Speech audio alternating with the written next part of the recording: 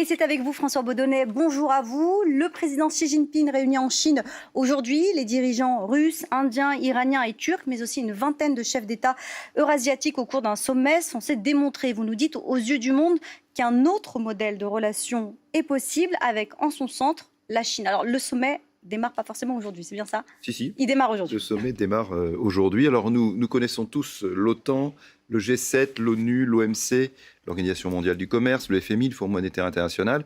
Alors ce sont toutes des organisations occidentales.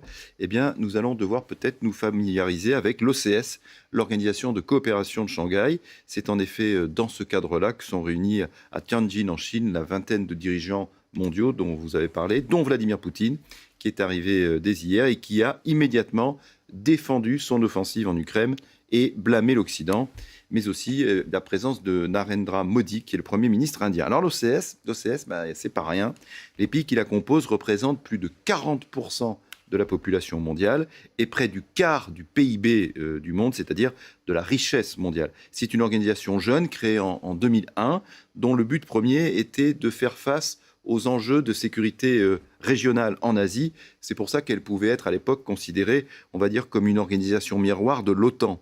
Mais en 2017, l'OCS a accueilli en son sein l'Inde et le Pakistan. Et vous savez, ce sont deux frères ennemis, souvent opposés militairement dans la région du Cachemire. Et donc l'objectif de l'OCS aujourd'hui n'est plus tant la sécurité que le développement économique. Aujourd'hui, en tout cas, c'est le plus grand sommet de l'OCS jamais organisé qui vient de s'ouvrir, avec en son centre, bien sûr, le pays hôte, la Chine. La Chine qui veut devenir, vous nous dites, la première puissance mondiale, mais sur tous les plans. Oui, et je crois que cette ambition démesurée de Pékin, et pour tout dire, ambition plutôt inquiétante, est considérablement sous-estimée en France. La Chine, ce n'est plus seulement l'usine du monde, qu'on regardait un peu de haut parce qu'elle faisait des produits bas de gamme. Non, l'empire du milieu est souvent aujourd'hui à la pointe de la technologie, et son objectif, c'est de devenir ou de redevenir, parce que c'était le cas par exemple au XVIe siècle, la première puissance mondiale devant les États-Unis. Et pour ça, le président Xi a fixé une date, 2049, c'est-à-dire demain matin, l'année du centenaire de la République populaire de Chine, et il a donné un nom à son programme, le rêve chinois du renouveau national, et il a débloqué pour cela des moyens gigantesques pour y parvenir. Et est-ce que, selon vous, François, il va y arriver? C'est tout à fait possible, en tout cas, ça en prend le chemin. Un seul exemple sur le plan militaire, et en particulier sur les mers. Sur les mers, c'est important évidemment avec Taïwan.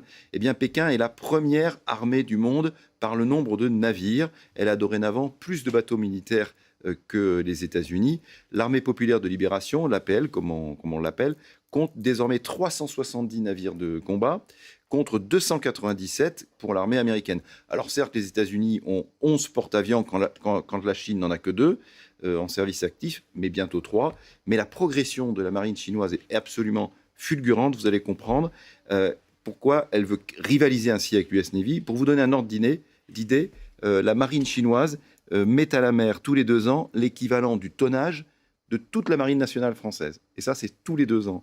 En tout cas, ce sommet de l'OCS est l'occasion pour la Chine de montrer qu'un nouvel ordre économique mondial est possible sans l'Occident, c'est-à-dire sans nous les Européens et sans les États-Unis, au moment où la bataille commerciale évidemment fait rage autour des droits de douane de Donald Trump. Et puis Tianjin, puis Pékin, où aura lieu mercredi un gigantesque défilé militaire, et sont, si ce n'est le centre du monde, mais au moins le centre aujourd'hui de toutes les attentions.